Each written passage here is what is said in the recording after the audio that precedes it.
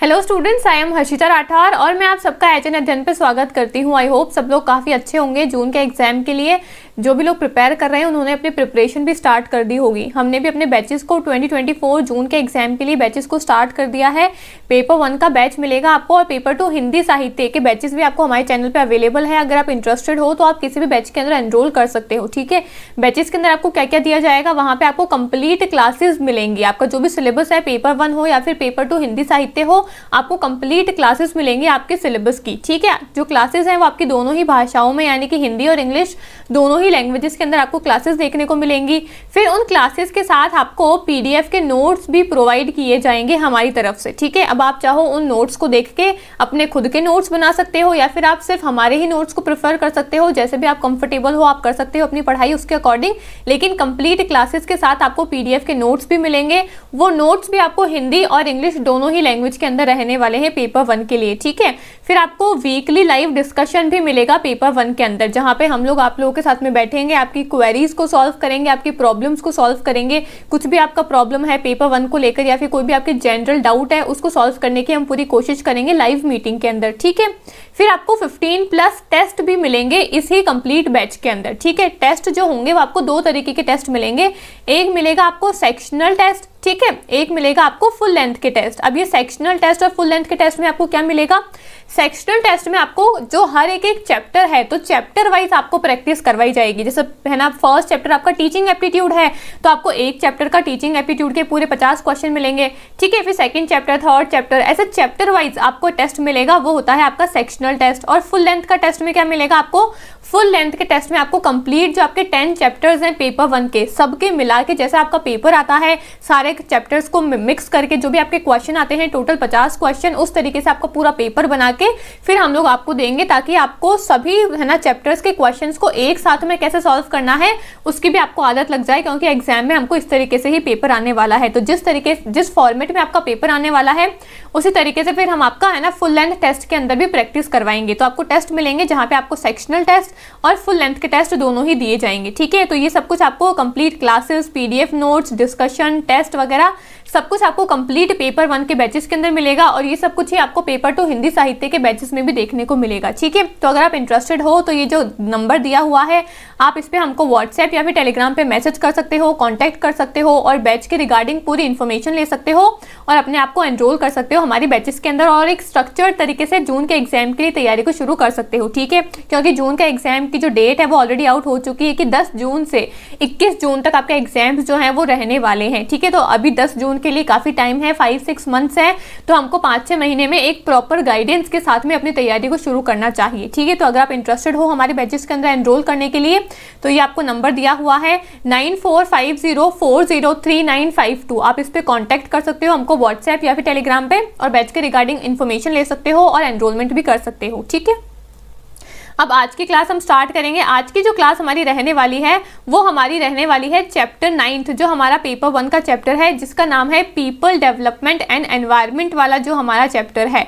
उसके रिगार्डिंग आज की हमारी क्लास होने वाली है। ठीक है, इस क्लास में हम ज़्यादा कुछ हाईफाई या फिर कुछ बहुत ही एक्स्ट्रा ऑर्डिनरी नहीं पढ़ेंगे, सिंपल सी क्लास होने वाली है आज की। सिर्फ हम इंट्रोडक्शन देखेंगे या फिर हमको बिगिनिंग कैसे करनी चाहिए हमारे 9th चैप्टर से, कुछ स्टार्टिंग की चीज़ें हम लोग देखेंगे, इंट्रोडक्शन देखेंगे पीपल डेवलपमेंट एंड एनवायरनमेंट का, कुछ बेसिक जो टर्म्स है उसके बारे में मैं आपको आज बताने वाली हूँ। ठीक है, सभी टर्म्स जो है वो आपके सिलेबस में नहीं गिवन है, लेकिन क्योंकि हम लोगों को एनवायरनमेंट पढ़ना है तो उसके रिगार्डिंग जो भी इंट्रोडक्शन की टर्म्स हैं वो हमको पता होनी चाहिए कि इकोलॉजी क्या होता है, एनवायरनमेंट क्या होता है, इकोसिस्टम क्या होता है। ठीक है, ये जो टर्म्स हैं इनके बारे में हमको पता होना चाहिए। अगर ये टर्मिनोलॉजीज क्लियर होगी तो फिर आप जाके आगे पीपल डेवलपमेंट एनवायरनमेंट वाले चैप्टर में जो भी आगे जाके आपकी बड़ी बड़ी हाईफाई चीजें हैं उनको पढ़ पाओगे। ठीक है, तो आपका बेसिक क्लियर होना चाहिए। तो ये जो क्लास है वो आपका बेसिक क्लियर करने के लिए होगी। ठीक है, तो आज की क्लास हम लोग करेंगे सिर्फ बेसिक इंट्रोडक्शन पे of people development and environment पे। ठीक है, तो हम लोग शुरू करेंगे सबसे पहले हमारी क्लास को इकोलॉजी टर्म से कि इकोलॉजी होती क्या है। ठीक है, ये आपका बेसिक टर्म है,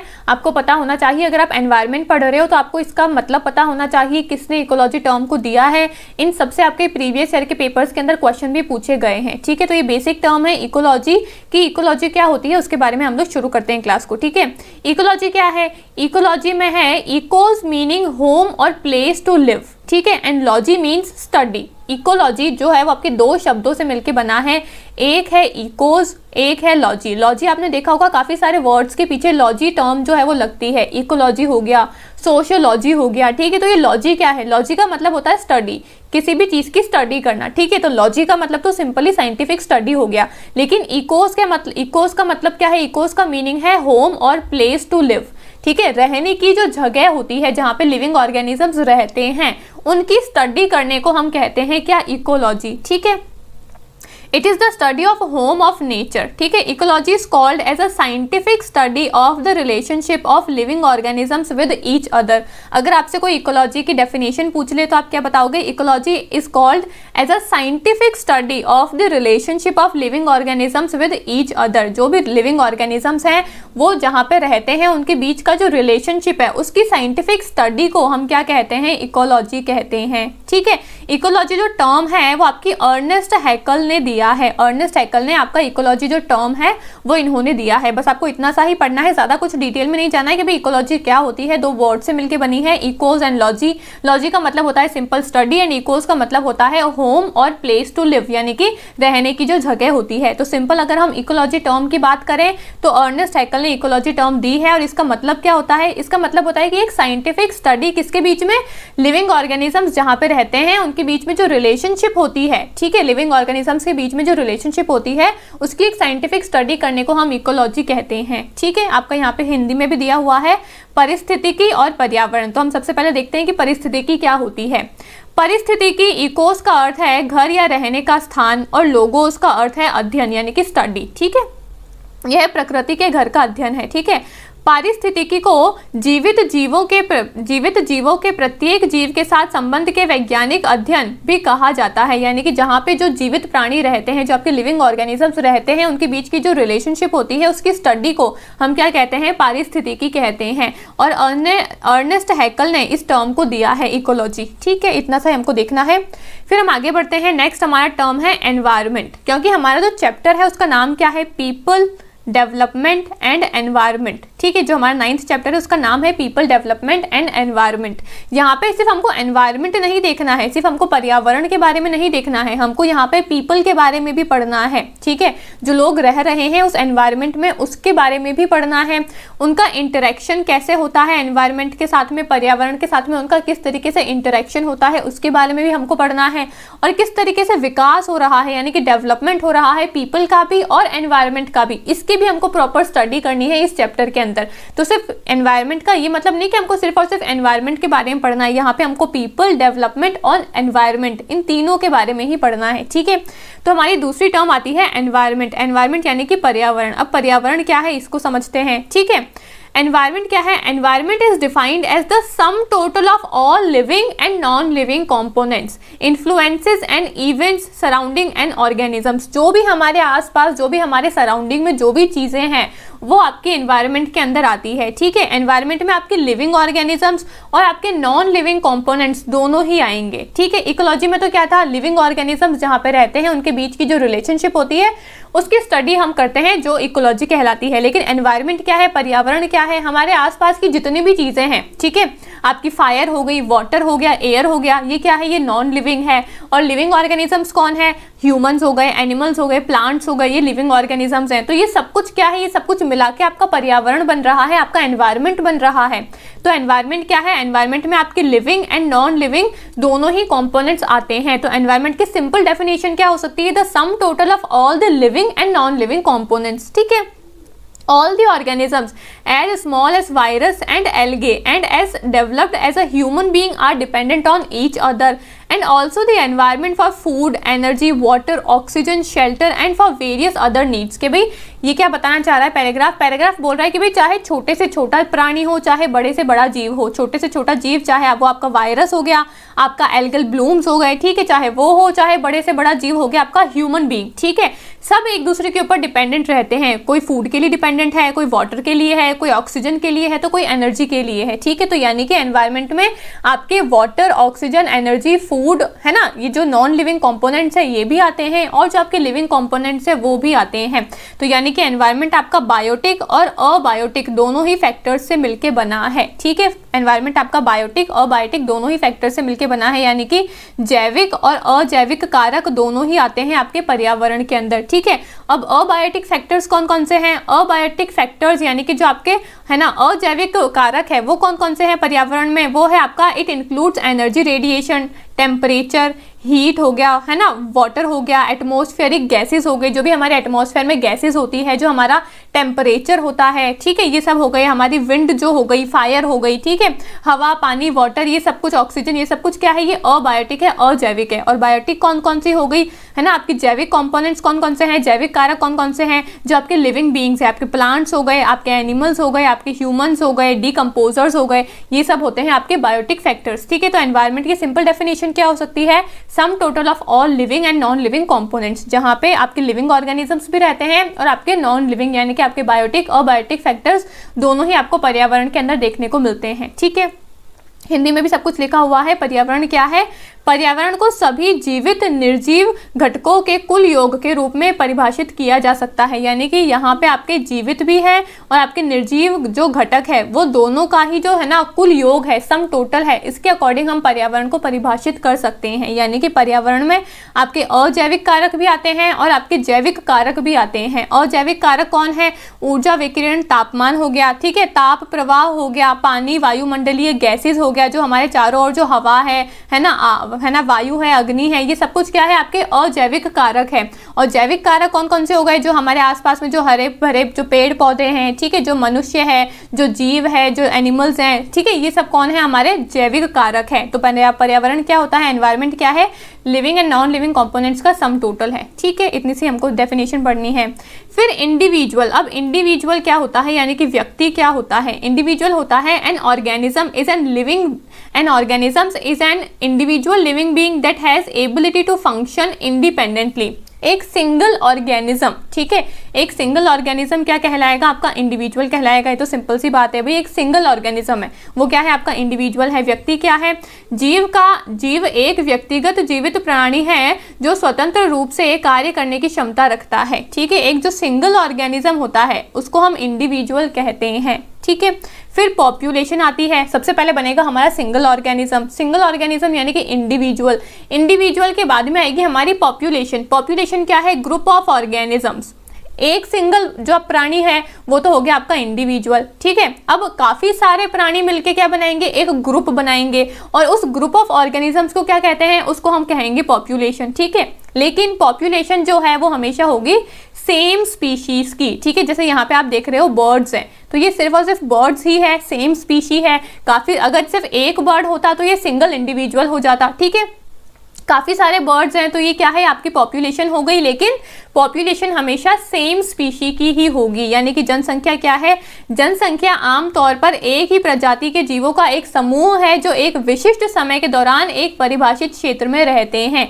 यानी कि एक ही प्रजाति के जो जीव होते हैं, ठीक है, सेम स्पीशी के जो ग्रुप ऑफ ऑर्गेनिजम्स होते हैं उसको हम पॉपुलेशन कहते हैं। Population is a group of organism usually of the same species living in a defined area during a specific time, ठीक है। ये होती है आपकी पॉपुलेशन। फिर पॉपुलेशन के बाद में क्या बनेगी? पॉपुलेशन के बाद में हमारी बनती है कम्युनिटीज। हमने शुरुआत कहाँ से करी?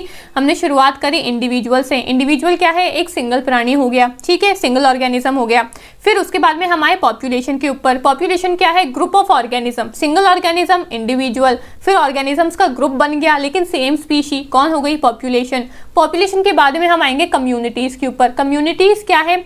Individual of any one species depend on individual of different species. यहाँ पे आपको काफी सारी डिफरेंट स्पीशीज के ग्रुप देखने को मिलेंगे, वो होता है कम्युनिटी। सिंगल स्पीशी पॉपुलेशन का ग्रुप हो गया, ठीक है, सिंगल स्पीशी का ग्रुप पॉपुलेशन हो गया। डिफरेंट स्पीशीज के ग्रुप्स में आपको देखने को मिलेंगी कम्युनिटीज, ठीक है, जहाँ पे आपको काफी अलग अलग है ना आपको स्पीशीज देखने को मिलेगी, आपको अलग अलग प्रजाति के जीव देखने को मिलेंगे, वो होता है आपका कम्युनिटी, ठीक है। यानी कि समुदाय क्या है? किसी भी एक प्रजाति के व्यक्ति विभिन्न प्रजातियों के व्यक्तियों पर निर्भर रहते हैं, ठीक है। आपको डिफरेंट प्रजातियां यहाँ पे देखने को मिलेगी, वो होता है समुदाय, ठीक है। उसके बाद में आता है हमारा इकोसिस्टम। इकोसिस्टम क्या है? Ecosystem is defined as a structural and functional unit of biosphere consisting of community of various living entities and the physical environment. Ecosystem क्या होता है? इकोसिस्टम में हमारी लिविंग कम्युनिटीज और हमारी फिजिकल एनवायरनमेंट दोनों ही आते हैं। These communities interact and exchange material between them. यानी कि इकोसिस्टम क्या है, इकोसिस्टम में हमारी बायोटिक और हमारे अबायोटिक फैक्टर्स दोनों ही आते हैं। बायोटिक फैक्टर्स और अबायोटिक फैक्टर्स का जो मिश्रण है ये मिला के बनाता है आपका इकोसिस्टम, यानी कि आपकी पारिस्थितिकी तंत्र। ठीक है, तो ये होता है आपका इकोसिस्टम, जहाँ पे लिविंग एंटिटीज और आपका फिजिकल एनवायरनमेंट, लिविंग कौन हो गए, हम ह्यूमन बींग्स हो गए, एनिमल्स हो गए, प्लांट्स हो गए। ठीक है, फिजिकल एनवायरनमेंट क्या है, जो भी हमारे आसपास की जो फिजिकल एनवायरनमेंट है, ठीक है, वो होता है हमारा इकोसिस्टम।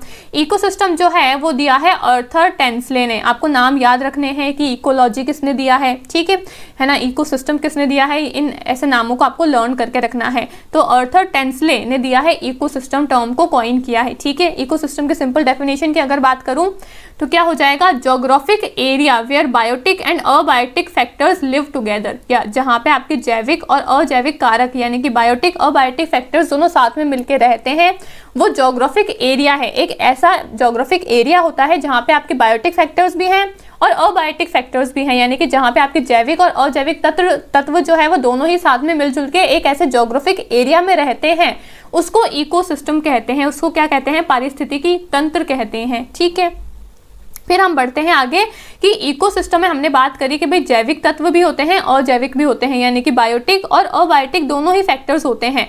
तो बायोटिक फैक्टर्स कौन कौन से हैं और अबायोटिक फैक्टर्स कौन से हैं, इनको देख लेते हैं थोड़ा सा। ठीक है, हम शुरुआत करते हैं अबायोटिक फैक्टर्स से। अबायोटिक कंपोनेंट्स कौन कौन से हो गए, अबायोटिक कंपोनेंट है आपके एनर्जी, यानी कि आपकी ऊर्जा। ऊर्जा कहाँ से लेते हो आप, सूरज से लेते हो, यानी कि सन से लेते हो। ऊर्जा बहुत इंपॉर्टेंट है रहने के लिए। अगर हमको एनर्जी नहीं मिलेगी तो हम, है ना, जो प्लांट्स है वो सर्वाइव नहीं कर पाएंगे, हम सर्वाइव नहीं कर पाएंगे। ठीक है, एनर्जी बहुत इंपॉर्टेंट है रहने के लिए। दूसरा आपका है ना अबायोटिक फैक्टर कौन सा हो गया, और जैविक तत्व कौन सा हो गया, रेनफॉल। रेनफॉल यानी कि बारिश, बारिश होना बहुत ही ज़्यादा ज़रूरी है, वर्षा होना बहुत ज़्यादा इंपॉर्टेंट है। अगर बारिश नहीं होगी तो फसल नहीं उगेगी, अगर फसल नहीं उगेगी तो हमको हमारा फूड नहीं मिल पाएगा। ठीक है, तो रेनफॉल भी इंपॉर्टेंट है रहने के लिए। फिर हमारा तीसरा तत्व कौन सा हो गया, टेम्परेचर। टेम्परेचर हो गया हमारा, यानी कि तापमान। तापमान है हमारा तीसरा अजैविक कारक। तापमान भी बहुत ज़्यादा ज़रूरी है। ठीक है, कोई भी इंसान बहुत ही ज़्यादा, है ना, गर्मी में भी नहीं रह सकता है और कोई बहुत ज़्यादा सर्दी में भी नहीं रह सकता है। ठीक है, मीडियम टेम्परेचर होना ज़रूरी है। ठीक है, ना हम ज़्यादा गर्मी में रह सकते हैं, ना ज़्यादा हॉट टेम्परेचर में हम रह सकते हैं, ना ही ज़्यादा कूल टेम्परेचर पे हम रह सकते हैं। टेम्परेचर होना और मिनिमम, है ना, एक नॉर्मल लेवल का टेम्परेचर होना भी बहुत ज़रूरी है। तो टेम्परेचर भी बहुत इंपॉर्टेंट है रहने के लिए, सर्वाइव करने के लिए। ठीक है, फिर आता है एटमॉस्फेयर। एटमॉस्फेयर क्या है, वायुमंडल। वायुमंडल में जो भी आपकी गैसेज होती है, ठीक है, वो काफ़ी ज़्यादा इंपॉर्टेंट होती है। एटमॉस्फेयर में जितनी भी आपकी गैसेज होती है, जितनी भी आपकी लेयर्स होती है, वो भी रहने के लिए उतनी ही ज़रूरी होती है जितनी बाकी सारी चीज़ें होती है। ठीक है, तो सर्वाइव करने के लिए एटमॉस्फेयर भी हमको चाहिए, प्रॉपर एटमॉस्फेयर होना चाहिए। और फिर हमारी हो गई मटीरियल्स, ठीक है, यानी कि हमारी सामग्री। तो ये सारे आते हैं हमारे अजैविक कारक। कौन कौन सी, ऊर्जा हो गया, वर्षा हो गया, तापमान हो गया, वायुमंडल और सामग्री। यानी कि इंग्लिश में बात करूँ तो energy, rainfall, temperature, atmosphere and material, ये सभी होते हैं आपके अबायोटिक फैक्टर्स आपके इकोसिस्टम में। ठीक है, अब अगर मैं बात करूं बायोटिक कंपोनेंट्स की, तो बायोटिक कंपोनेंट्स कौन कौन से हैं, जैविक घटक कौन कौन से हैं। बायोटिक फैक्टर्स में हमको कुछ टर्म्स को पढ़ना होगा। ठीक है, सबसे पहले आते हैं आपके बायोटिक फैक्टर्स में ऑटोट्रॉप्स। ऑटोट्रॉप्स क्या होते हैं, autotrophs are able to make their own food. यानी कि ऑटोट्रॉप्स कौन होते हैं, जो खुद का खाना खुद बना सकते हैं। ठीक है, जिनको हम प्रोड्यूसर्स भी कहते हैं। ये टर्म्स काफ़ी ज़्यादा इंपॉर्टेंट है। अगर आपने इन टर्मिनोलॉजीज को समझ लिया ना कि ऑटोट्रॉप्स क्या है, प्रोड्यूसर्स क्या है, हेटेरोट्रॉप्स क्या है, कंज्यूमर्स क्या है, तो आगे का चैप्टर समझने के लिए आपके लिए ईजी हो जाएगा। ठीक है, तो सबसे पहले बायोटिक फैक्टर्स में कौन आएंगे, ऑटोट्रॉप्स आते हैं। ऑटोट्रॉप्स कौन है, जो खुद का खाना खुद बना सकते हैं। ठीक है, फिर आते हैं हेटेरोट्रॉप्स। हेटेरोट्रॉप्स कौन होते हैं, are not able to make their own food. ये अपना खाना खुद नहीं बना सकते हैं, ये प्रोड्यूसर्स के ऊपर डिपेंडेंट रहते हैं। इनको हम कंज्यूमर्स भी कहते हैं। ऑटोट्रॉप्स को हम कहते हैं प्रोड्यूसर्स, क्यों, क्योंकि वो खुद का खाना खुद प्रोड्यूस कर सकते हैं, खुद बना सकते हैं, इसलिए। हेटेरोट्रॉप्स को हम कहते हैं कंज्यूमर्स, क्यों, क्योंकि ये खुद का खाना खुद नहीं बना सकते, ये दूसरों पर डिपेंड रहते हैं, ये खाने को कंज्यूम करते हैं, इसलिए हम इनको कहते हैं कंज्यूमर्स। ठीक है, अब प्रोड्यूसर्स और कंज्यूमर्स कौन होते हैं फिर, है ना, अपना खाना खुद कौन बना सकते हैं और कंज्यूम कौन करते हैं, तो जो आपके प्लांट्स होते हैं, ठीक है, वो खुद का खाना खुद बनाते हैं। अब हम तो हमारा खाना खुद नहीं बनाते हैं ना, जो प्लांट्स है, जो पेड़ पौधे हैं, वो खुद का खाना खुद बनाते हैं। अब बच्चे बोलेंगे भाई मैम हम तो हमारा खाना हमारे घर पे खुद ही बनाते हैं, तो हम खाना नहीं बनाते हैं, हम क्या करते हैं बेसिकली हम खाने के अंदर टेस्ट डालते हैं, उसमें मिर्ची मसाला डाल के उसको हम है ना सिर्फ क्या करते हैं टेस्टी बनाते हैं, हम खाना नहीं बनाते। खाना बनाता तो कौन है, बेसिकली खाने को प्रोड्यूस करते हैं प्लांट्स, हम सिर्फ क्या करते हैं उसमें मिर्ची मसाला डाल के उसके सिर्फ टेस्टी बनाते हैं खाने को, बाकी हम खाना नहीं बनाते, ठीक है। तो जो प्रोड्यूसर्स हैं, प्रोड्यूसर्स कौन है, प्लांट्स हैं। क्यों, क्योंकि वो फोटोसिंथेसिस का जो प्रोसेस होता है उससे खाने को खुद डेवलप करते हैं, खुद प्रोड्यूस करते हैं। तो जो खुद का खाना खुद बनाते हैं वो है सिर्फ आपके प्लांट्स, क्योंकि वही अपना खाना खुद बनाते हैं। बाकी जो भी एनिमल्स हैं, जो भी ह्यूमन बीइंग्स हैं, वो सब प्लांट्स के ऊपर डिपेंडेंट रहते हैं, ठीक है।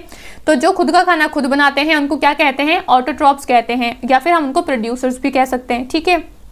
फिर आए आपके दूसरे कंज्यूमर्स। कंज्यूमर्स कौन है, जो प्रोड्यूसर्स पे डिपेंड रहते हैं, यानी कि हम हैं कौन, कंज्यूमर हैं। क्यों, क्योंकि हम प्रोड्यूसर्स पे डिपेंड है ना, हम प्लांट्स के ऊपर डिपेंड है, भाई वो खाना बनाएंगे तब फिर हम खाने को लेंगे और फिर हम हमारे अकॉर्डिंग उसको टेस्टी बनाएंगे, ठीक है। तो हम हैं कंज्यूमर्स, एनिमल्स, ह्यूमन बींग्स कौन है, कंज्यूमर्स हैं। तो प्रोड्यूसर्स कौन होते हैं, कंज्यूमर्स कौन होते हैं। आई होप आपको समझ में आ गया होगा। ऑटोट्रॉप्स कौन है, हेटेरोट्रॉप्स कौन है, ठीक है।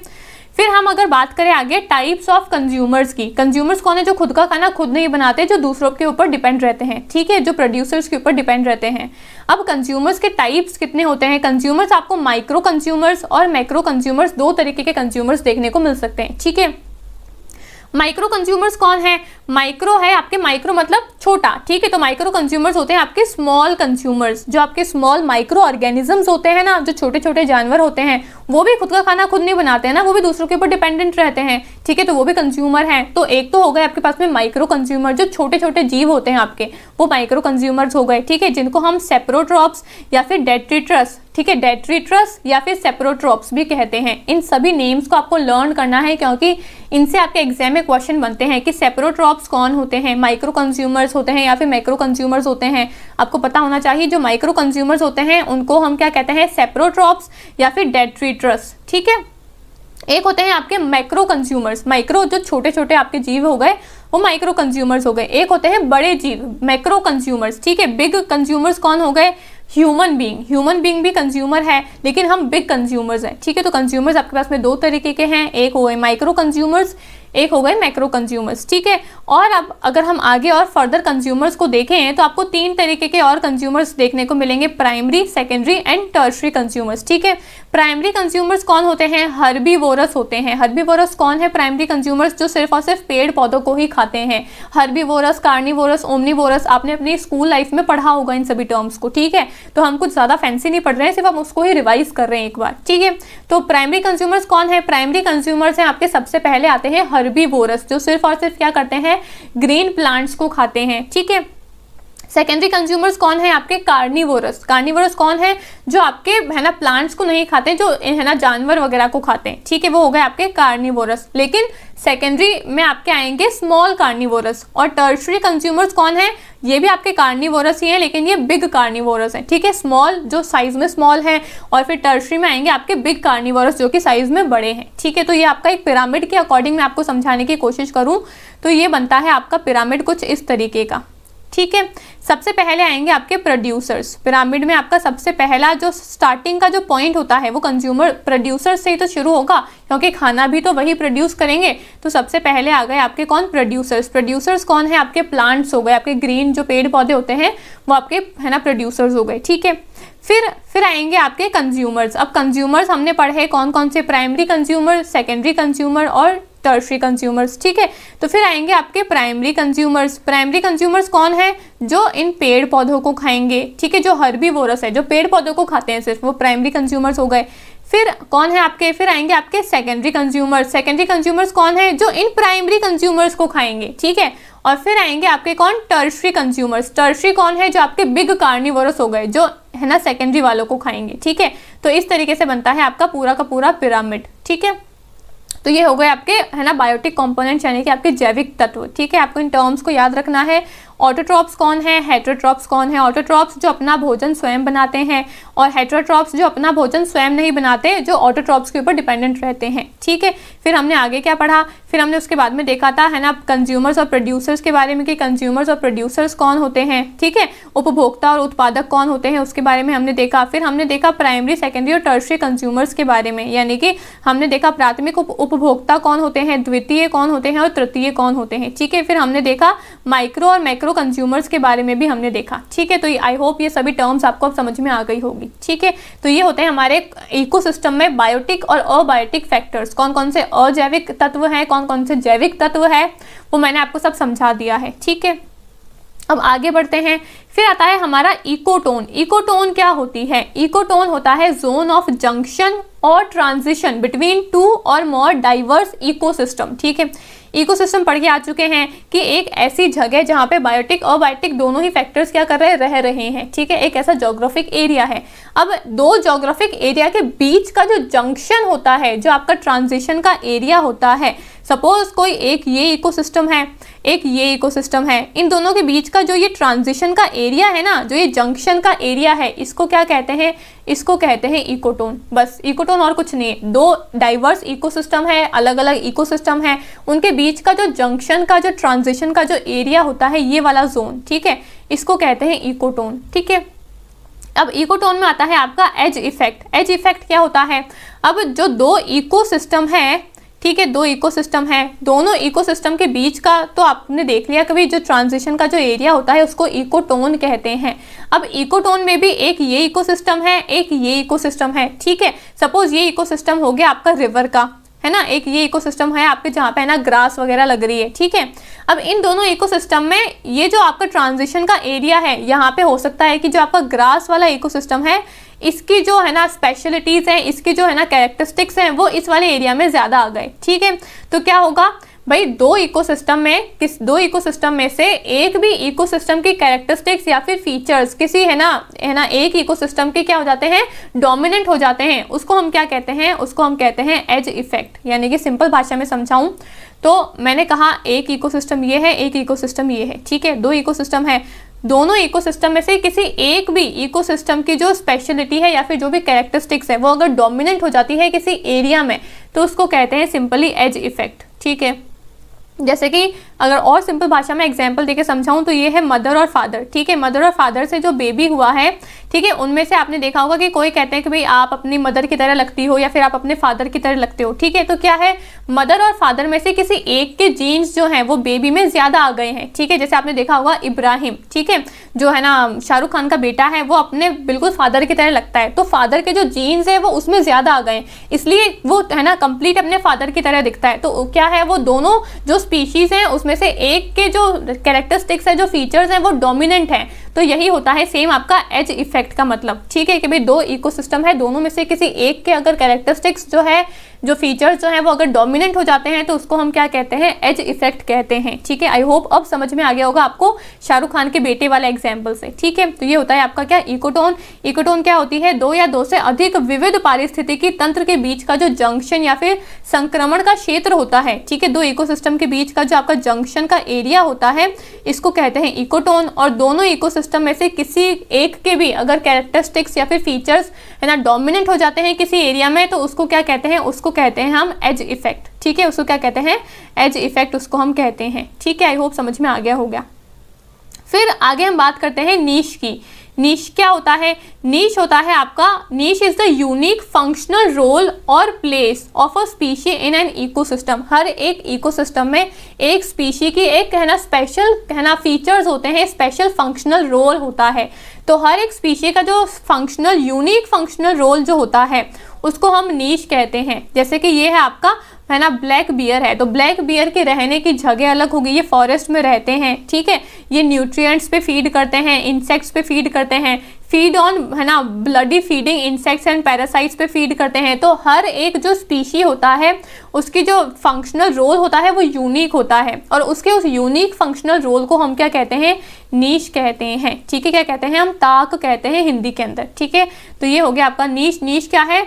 आला किसी है ना ताक। ताक क्या है, नीश क्या है, किसी पारिस्थितिकी तंत्र में किसी है ना प्रजाति की अद्वितीय कार्यात्मक भूमिका या स्थान को कहते हैं। एक स्पेशल जो फंक्शन होता है, एक यूनिक फंक्शनल रोल होता है हर एक स्पीशी का, और उसके यूनिक फंक्शनल रोल को हम क्या कहते हैं, नीश कहते हैं। ठीक है, इस एग्जाम्पल से आई होप आपको समझ में आ गया होगा, यहाँ पे हिंदी में भी लिखा हुआ है। ठीक है, तो ये हमारी आज की पूरी इंट्रोडक्शन की क्लास थी। अब हम उसके रिगार्डिंग ही उससे रिलेटेड कुछ क्वेश्चंस को सॉल्व करेंगे, ताकि आपको पता चल जाए कि भाई किस तरीके से क्वेश्चन पूछे जाते हैं एग्जाम में इन टॉपिक से जुड़े हुए। ठीक है, सबसे पहला क्वेश्चन है, which among the following is an abiotic component of environment. हमने एनवायरनमेंट में बायोटिक और अबायोटिक दोनों ही फैक्टर्स पढ़े हैं, जैविक तत्व और अजैविक तत्व दोनों ही हमने देखे हैं। तो यहाँ पे आपसे पूछा है कि निम्नलिखित में कौन सा पर्यावरण का एक अजैविक तत्व है, अजैविक है ना घटक कौन सा है, green plants, non green plants, water या फिर पैरासाइट्स। ठीक है, यानी कि हरे पेड़ पौधे या फिर है ना नॉन ग्रीन प्लांट्स यानी कि गैर हरे पेड़ पौधे, पानी या फिर परजीवी। तो जो आपका वाटर है वो आपका अबायोटिक है, अभी हमने देख के आए हैं। ठीक है, वाटर हो गया, फायर हो गया, ये सब क्या है आपका अबायोटिक फैक्टर है, अजैविक तत्व है। ठीक है, नेक्स्ट क्वेश्चन क्या कहता है, जैविक समुदाय में प्राथमिक उपभोक्ता कौन है, यानी कि बायोटिक कम्युनिटी में प्राइमरी कंज्यूमर्स कौन है। प्राइमरी, सेकेंडरी, टर्शरी सारे कंज्यूमर्स मैंने आपको बताए हैं। आपसे पूछा है प्राइमरी कंज्यूमर्स कौन है, कार्निवोरस है, ओमनिवोरस है, हर्बीवोरस है या फिर डेट्रिटस है, यानी कि मांसाहारी है, सर्वहारी है, शाकाहारी है या फिर डेट्रिटिव जो आपके है ना जानवर होते हैं वो है। तो हर्बीवोरस यानी कि शाकाहारी, जो सिर्फ और सिर्फ क्या है ना पेड़ पौधों को खाते हैं। ठीक है, तो ये हर्बीवोरस आते हैं आपके प्राइमरी कंज्यूमर्स के अंदर। ठीक है, सेकेंडरी में कौन है, टर्शरी में कौन है, वो भी मैंने आपको बता दिया है। ठीक है, नेक्स्ट क्वेश्चन क्या बोल रहा है, which of the following statement are true about ecosystem, यानी कि निम्नलिखित में से कौन सा कथन पारिस्थितिकी तंत्र के संदर्भ में सही है, वो आपको बताना है। ठीक है, अब आपको ट्रू एंड फॉल्स का भी ध्यान देना होता है। एग्जाम में बच्चे क्या करते हैं, ट्रू और फॉल्स में ही गलती करके आ जाते हैं। तो यहाँ पे आपसे ट्रू पूछा है, सही पूछा है। ठीक है, सबसे पहला आपसे कथन दिया हुआ है, it is defined as the community of living organism in association with the non living components and their physical interaction. Ecosystem क्या होता है, जहाँ पे बायोटिक और बायोटिक फैक्टर्स दोनों ही रहते हैं और उनके बीच का जो इंटरेक्शन होता है उसकी स्टडी को हम इकोसिस्टम कहते हैं। ठीक है, इसे गैर जैविक घटकों और उनके भौतिक क्रिया के साथ रहने वाले जीवों के समुदाय के रूप में परिभाषित किया गया है। और दूसरा क्या बोला है, an ecosystem consist of various niche and ecotone, कि भाई एक पारिस्थितिकी तंत्र में विभिन्न प्रकार के आवास और इकोटोन होते हैं। नीश क्या है, एक यूनिक फंक्शनल रोल होता है हर एक स्पीशी का, मैंने आपको अभी बताया था। और इकोटोन क्या होता है, दो इकोसिस्टम के बीच का जो जंक्शन का एरिया होता है, ठीक है, उसको इकोटोन कहते हैं। ठीक है, तो आपसे पूछा है कि दोनों में से सही कौन सा है, तो आपकी दोनों ही कथन जो है वो सही है। यहाँ पे इकोसिस्टम की डेफिनेशन भी सही है और इकोसिस्टम में आपका नीश भी होता है, हर एक जो स्पीशी है उसका एक यूनिक फंक्शनल रोल होता है और इकोटोन भी होता है। ठीक है, तो दोनों ही कथन आपके सही है। नेक्स्ट क्वेश्चन क्या बोला है, following is the correct definition of ecological niche, यानी कि है ना पारिस्थितिकी आत्मा की जो आपकी है ना सही परिभाषा है वो कौन सी है। पारिस्थितिकी आत्मा यानी कि इकोलॉजिकल नीश जो है उसकी है ना सही डेफिनेशन कौन सी, आपको वो बताना है। हैबिटेट ऑफ एन ऑर्गेनिज्म, यानी कि जीव का प्राकृतिक वास नहीं। बायोटिक और biotic component in an ecosystem, यानी कि पारिस्थितिकी तंत्र में जीव है ना आपके जैविक और अजैविक जो दोनों घटक होते हैं वो है क्या, डेफिनेशन नहीं। Assemblage of all population of organisms, यानी कि जीवों की सभी जनसंख्या का जमावाड़ नहीं, ये भी नहीं है। या फिर functional role every organism has in community, यानी कि कम्युनिटी में हर एक जो स्पीशी होता है, हर एक ऑर्गेनिज्म होता है, उसका एक यूनिक फंक्शनल रोल होता है। क्या ये अकॉर्डिंग टू नीश होता है क्या, बिल्कुल सही बात है। नीश क्या होता है, हर एक स्पीशी का एक यूनिक फंक्शनल रोल होता है, उसको हम क्या कहते हैं, नीश कहते हैं। तो ये डेफिनेशन जो है, फोर्थ ऑप्शन जो है वो सही है कि समाज में हर जीव की कार्यकारी भूमिका है, यानी कि हर एक जो जीव होता है उसका क्या है, एक यूनिक फंक्शनल रोल होता है। ठीक है, तो ये फोर्थ ऑप्शन आपका करेक्ट आंसर है। ठीक है, तो ये थी हमारी आज की क्लास जिसमें हमने टॉपिक को समझा, इंट्रोडक्शन देखा कि भाई पीपल डेवलपमेंट एनवायरनमेंट में जो हमारी बेसिक टर्म्स है वो क्या टर्म्स है और उनका क्या मतलब होता है। ठीक है, और फिर उससे रिलेटेड हमने कुछ क्वेश्चंस को भी सॉल्व किया। आई होप आपको समझ में आई होगी क्लास और आपको क्वेश्चंस भी देख के पता चला होगा कि भाई आपको कितना समझ में आया या फिर नहीं समझ में आया। ठीक है, इन सभी कंसेप्ट से आपके क्वेश्चन बनते हैं और क्वेश्चन जिस तरीके से मैंने प्रैक्टिस करवाए हैं उसके अकॉर्डिंग ही वैसे ही क्वेश्चन आपसे पूछे जाते हैं एग्जाम में। ठीक है, तो आपको भी इसी तरीके से अपनी तैयारी करनी है, पहले कंसेप्ट को पढ़ो और उसके अकॉर्डिंग क्या करो, क्वेश्चंस को प्रैक्टिस करो। भले ही आप 5 कर लो, 10 क्वेश्चन को कर लो, लेकिन देखो कि भाई जो मैंने पढ़ा है क्या वो सच में मुझे समझ में आया या फिर नहीं समझ में आया। ठीक है, तो ये हमारी आज की क्लास थी और ये हमारा बैच के बारे में इंट्रोडक्शन है जो मैंने आपको बता दिया है। पेपर 1 के बैचेस जो है वो अवेलेबल है हमारे चैनल पे। आपको उसमें कंप्लीट क्लासेस मिलेंगी, PDF के नोट्स मिलेंगे, लाइव डिस्कशन होगा और आपको टेस्ट सीरीज भी दी जाएगी वहाँ पे। ठीक है, आप अगर इंटरेस्टेड हो तो आप इस गिवन नंबर के ऊपर कॉन्टैक्ट कर सकते हो हमको व्हाट्सएप या फिर टेलीग्राम के ऊपर, और बैच के रिगार्डिंग पूरी इन्फॉर्मेशन ले सकते हो और अपना एनरोलमेंट कर सकते हो जून 2024 एग्जाम के लिए। ठीक है, तो ये हमारी आज की क्लास थी। आई होप आपको क्लास अच्छी लगी होगी। अगर क्लास अच्छी लगे तो इसको लाइक एंड शेयर करना, मेरे को कमेंट करके बताना कि भाई आपको क्लास अच्छी लगी या फिर नहीं लगी, या फिर आपके अगर कोई भी सजेशन है, कोई भी क्वेरी है तो वो भी आप मेरे को कमेंट करके बता सकते हो। ठीक है, थैंक यू।